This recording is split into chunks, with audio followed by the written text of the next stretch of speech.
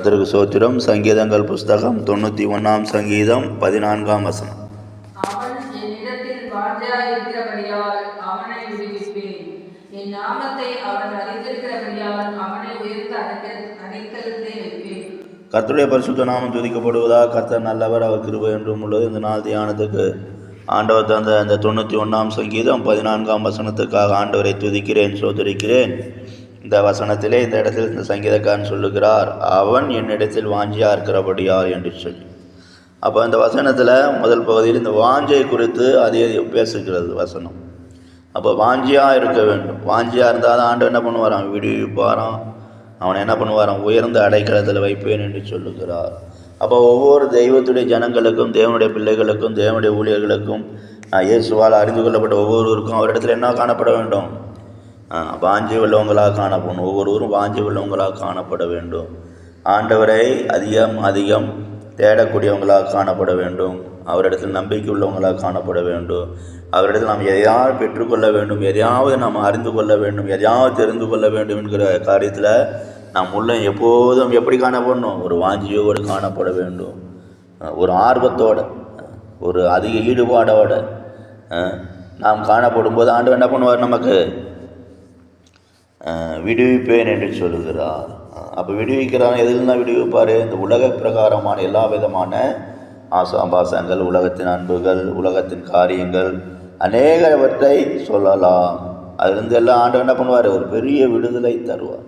இப்போ அநேக மனிதனுக்குள்ள விடுதலை இல்லை, சமாதானம் இல்லை, சந்தோஷம் இல்லை, ஆறுதல் இல்லை, இளைப்பாறுதல் இல்லை.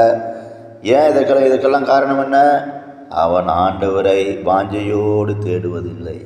அப்போ ஒரு மனிதன் தேவனை தேடும்போது வாஞ்சையோடு தாகத்தோடு தேட வேண்டும் என்று சொல்லி ஆண்டவன் நம்மிடத்தில் எதிர்பார்க்கிறார். அதனால் தான் இந்த சங்கீதக்காரன் இப்படியாக எழுதி வைத்திருக்கிறார், ஒருவன் என்னிடத்தில் வாஞ்சையாக இருந்தால் நான் அவனை விடுவிப்பேன் என்று சொல்லி. இப்போ நம்முடைய ஆவிக்குரிய வாழ்க்கையில் நம்மை நடத்துகிற விதங்களில் எல்லாம் நாம் எப்போதும் தேவனை தேடுகிற விதத்தில் வாஞ்சையோடு தேட வேண்டும். அநேகர் தேடுவாங்க, கடமைக்காக தேடுவாங்க, தங்களுடைய கஷ்டங்களில் பிரச்சனைகளில் தேடுவாங்க, போராட்டங்களில் தேடுவாங்க, உலகத்தில் ஏதாவது ஒரு பெரிய நன்மைகள் வர வேண்டுமானால் அவரை தேடுவாங்க. அந்த நாட்களில் அவங்க வீட்டில் பயங்கரமான ஜபங்கள் நடைபெறும்.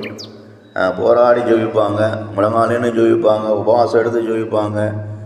அதனால் அந்த பிரச்சனையில் அவங்களுக்கு ஒரு ஜெயம் கிடைத்து விட்டாலோ இல்லை கிடைக்காமல் போனாலும் அவங்க என்ன பண்ணுவாங்க, ஜெபம் செய்வதை விட்டு விடுவார்கள். ஆண்டவரை வாஞ்சியோடு தாகத்தோடு தேடுகிற அந்த அனுபவம் மாறி போகும். அப்போ இது உண்மையான வாஞ்சை கிடையாது. அப்போ வாஞ்சை என்று சொல்லும்போது ஆண்டவரை முழு மனதோடு, முழு இருதயத்தோடு, முழு ஆத்மாவோடு, முழு பலனோடு ஒவ்வொரு நாளும் நாம் அவர் சமூகத்திலே அமர்ந்து அவரை தேட வேண்டும். அவரிடத்தில் ஒவ்வொரு நாள் நாம் எதையாவது அவருடைய சத்தத்தை கேட்க வாஞ்சிக்க வேண்டும். அவருடைய நன்மைகளை பெற்றுக்கொள்ள வாஞ்சிக்க வேண்டும். ஆண்டவர் நம்மோடு எதை பேச வேண்டும், இடைபெட வேண்டும் என்று சொல்லி நாம் வாஞ்சிக்க வேண்டும். இப்படியாக நமக்கும் அவருக்கு இடையில் உள்ள தொடர்பில் நாம் நெருங்கி இருக்க வாஞ்சிக்க வேண்டும். இது போன்ற காரியத்தில் நாம் வாஞ்சியாக இருக்கும்போது ஆண்டவர் என்ன செய்வார், மற்ற காரியங்களுக்கு நாம் அதிக பாரத்தோடு ஜெபிக்க வேண்டிய அவசியமே இல்லை. நாம் உள்ளத்தில் நினைத்தாலே போதும், அந்த காரியத்தில் ஆண்டவர் என்ன பண்ணுவார், நமக்கு அற்புதத்தை செய்து விடுவார். நம்முடைய தேவைகளை சந்தித்து விடுவார். நம்முடைய தேவன் எல்லாவற்றையும் அறிந்த தேவனாகவே இருக்கிறார். வருங்காலத்தில் நாம் எப்படி இருப்போம் என்பது அவருக்கு தெரியும். அதனால் எல்லா காரியத்திலும் நாம் எப்படி காணப்படணும், அவரிடத்தில் வாஞ்சியாக இருக்கும்போது நம்முடைய தேவைகளை எல்லாம் அறிந்தவராக, நம்முடைய தேவைகள் எல்லாம் அவர் சந்திக்கக்கூடியவர்களாக, நம்முடைய தேவைகளுக்கெல்லாம் நம்முடைய தேவன் போதுமானவராக இருந்து நம்மை நடத்துவார், நம்மை ஆசீர்வதிப்பார், நம்மை தைரியப்படுத்துவார். நாம் எந்த காரியத்தை குறித்தும் அதிகமாக பாரப்படாத வண்ணம் அவர் சமூகம் ஒவ்வொரு நாள் நம்மை தேடி தைரியப்படுத்தி சரியான பாதையிலே நம்மை நடத்தி கொண்டே இருக்கும். அதனால் அந்த நாளில் கூட நம்மை முழுவதுமாக தாழ்த்துவோம், ஆண்டவர் கரத்தில் ஒப்பு கொடுப்போம். நாம் வாஞ்சி உள்ளவங்களாக காணப்பட இந்த நாளில் கூட நம்முடைய இருதயத்தை அவருக்கு நேராக்குவோம். ஒவ்வொரு நாள் அவரையே நோக்கி பார்ப்போம். தேவன் நம்மோடு நமக்கு பெரிய காரியங்களை செய்வார். கர்த்தர் தாமே இந்த வசனங்களால் நம்மை ஆசீர்வதிப்பாராக. ஜெபம். கிருபையும் ஸ்நேகம் நிறைந்த நல்ல தெய்வமே நன்றி செலுத்துகிறோம். இந்த நாளை ஆசீர்வதி. இந்த நாள் எங்களோடு பேசும் நல்ல வசனங்களுக்காக நன்றி செலுத்துகிறோம். நாங்கள் வாஞ்சியோடு தாகத்தோடு உம்மை தேடக்கூடிய இருதயத்தை தாரும். எங்களை பலப்படுத்தும், வழி நடத்தும், காத்துக்கொள்ளும். கன மகிமை செலுத்துகிறோம். இயேசு நாமத்தில் பிதாவே, ஆமென்.